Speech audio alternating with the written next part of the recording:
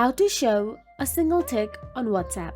If you want to show a single tick on WhatsApp instead of two ticks or blue ticks, it means you want to prevent the recipient from knowing that you have received or read their messages.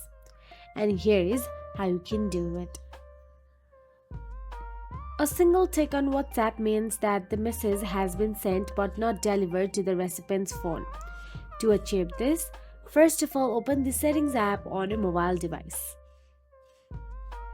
Once inside the Settings app, simply tap on the cellular option available there. Once you tap on the cellular, scroll down and there you will get to see WhatsApp option available. Make sure to toggle off that switch. Now message won't be delivered, leaving only a single tick. After that, again go back to the settings. And this time all you have to do is scroll down and tap on the notifications option available on your settings.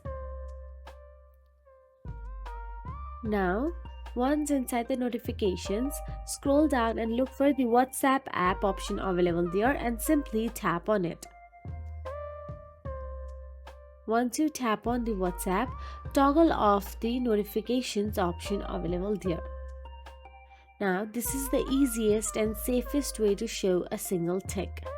You can also keep your phone to airplane mode or block the sender temporarily. So that is it.